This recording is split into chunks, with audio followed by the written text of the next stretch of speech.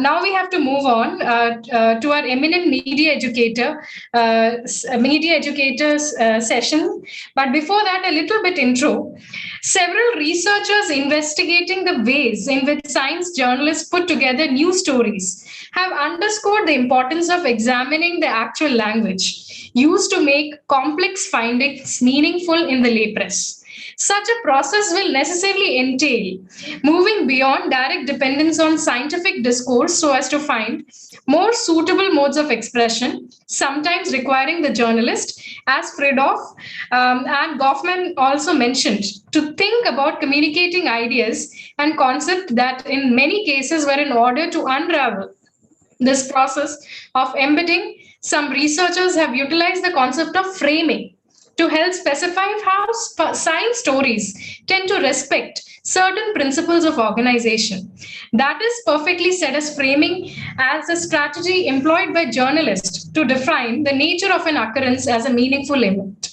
This connects us to the topic of exploring science journalism challenges and possibilities of our eminent media educator, Dr. Anilkumar Vadavathoor, a journalist turned academician with 37 years of professional experience. He's a columnist, media historian, and author of 56 books. He's a National Award winner for outstanding efforts in science popularization, winner of 5 state awards for Best Science Reporter and Development Journalist. He's a founder, head Department of Mass Communication and Journalism, Mahatma Gandhi University, Kottayam. He's also a founder director of IAMC Regional Campus, Kottayam, and is presently also the regional director and academic head of the same. He's also a member of various boards such as Kerala Sahitya Academy, Kerala Media Academy, State Institute of Children's Literature, Kerala State Council for Science, Technology and Environment. And he's also the founder editor of Science Communicator, that is an interdisciplinary peer-reviewed journal in science communication and journalism. I feel I'm too short of words to describe both your caliber, knowledge, and achievements, sir. I think your speech will say it all. But before we listen to him, I would request the technical team to felicitate our guest with the video which they have prepared, and also with the Eminent Media Educator Award. So please, technical team, can you play the video?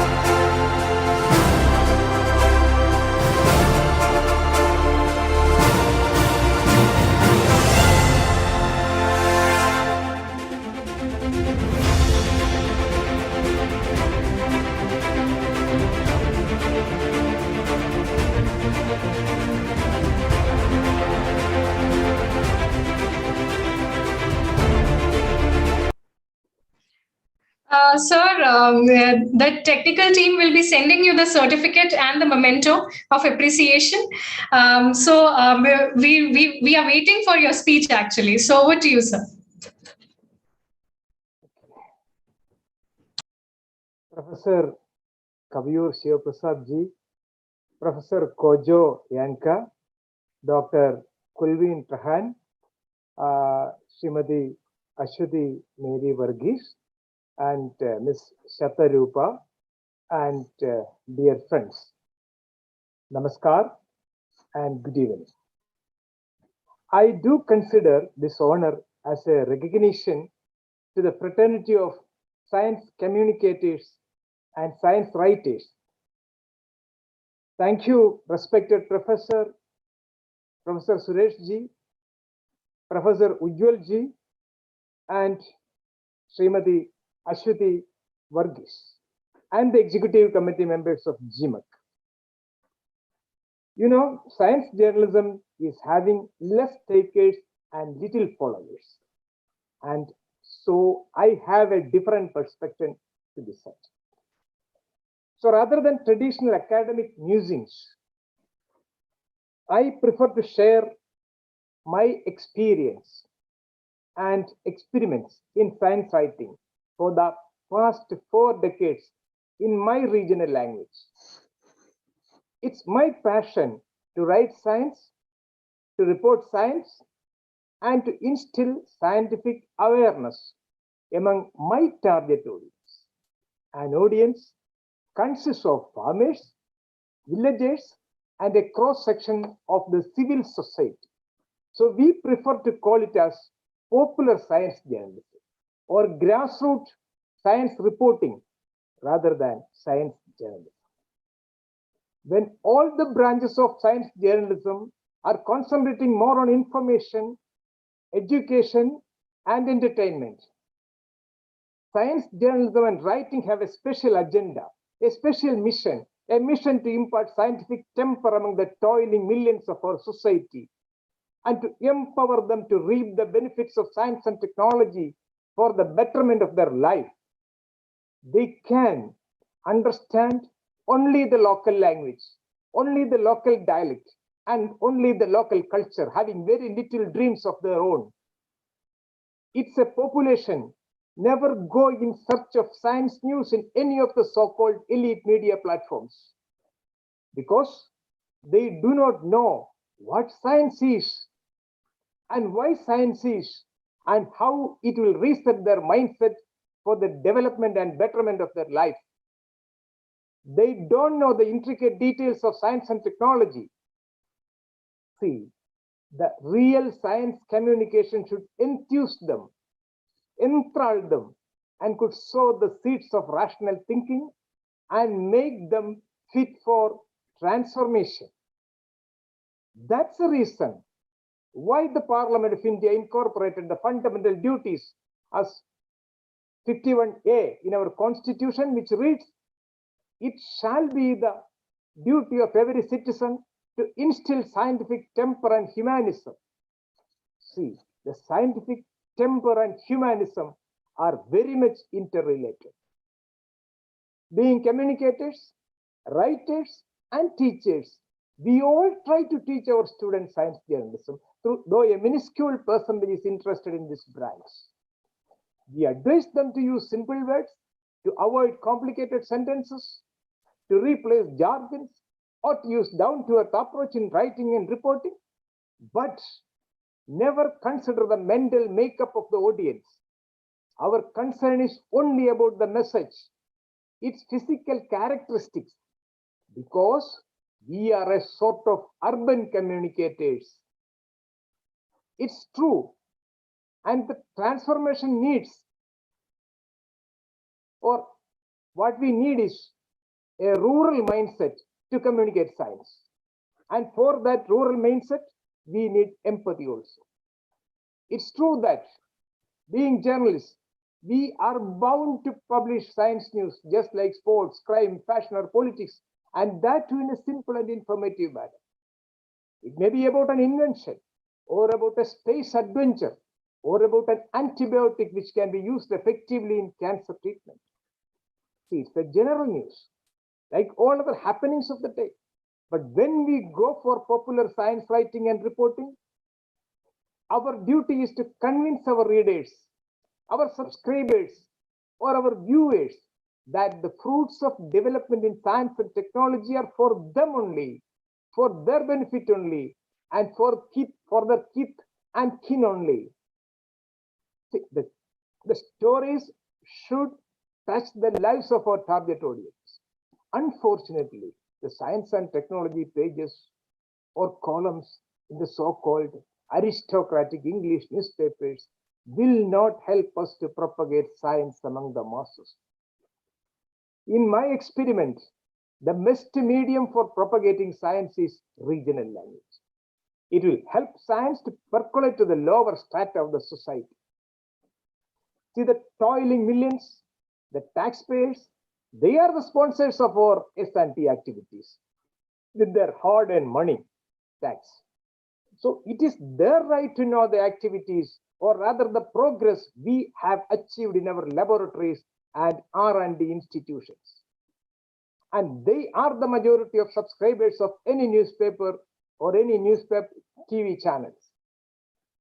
The grassroots science communication needs no theorems, no formulas, no jargons, no diagrams. It should be accurate, palatable, and interesting.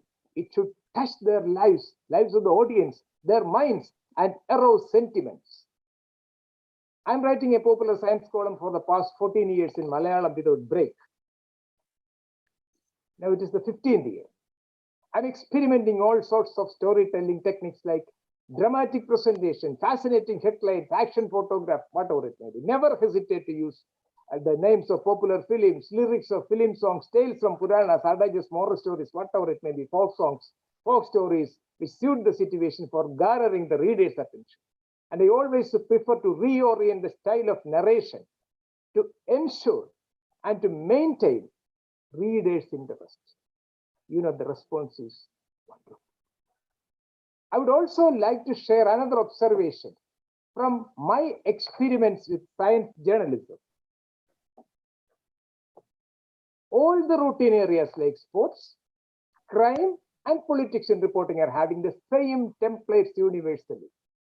The reporting of politics, sports, and fashion are almost universal, common, irrespective of the political boundaries of the countries, with only one exception, the medium of communication.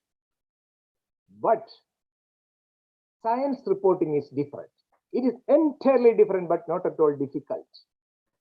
I do believe that there is no universal language or no universal templates for reporting and writing science, because science communication is regional specific. Science writing is cultural specific, and science reporting is language specific also. So, science journalism practiced in Odisha is different from that of Kerala. It practiced in US may not be applicable in Bangladesh or Nepal. That is the charm as well as the challenge of this branch of communication. Unfortunately, the attitude of media towards science and science coverage is not positive. This is my open remarks. Let me share the findings of a content analysis to find out the space devoted to science in print media, a state government sponsored project with a 365-day duration, where 8 newspapers, 6 in Malayalam, my mother tongue, and 2 English dailies, including 2 political dailies, were scrutinized. I was the principal coordinator.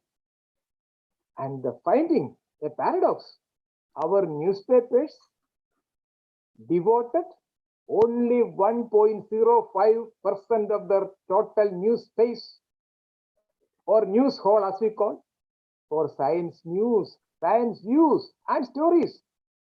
See, still we are trying to find ways and means to propagate science effectively through media. Another issue is about the clash of science and superstition. Advocates of rational thinking often identify die-hard beliefs, customs, and superstitions as the stumbling blocks in popularizing science. All such dogmas in our society should be erased for securing a brave new world, they say.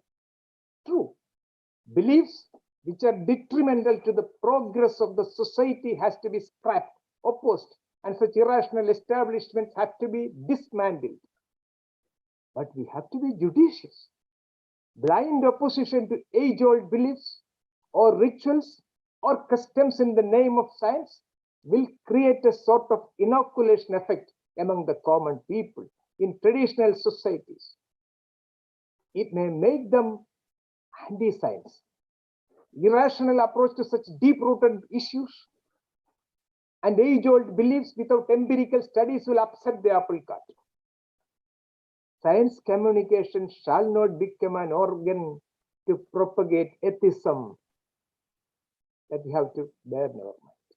I remember a campaign mooted in Kerala some 4 or 5 decades ago against the sacred groves.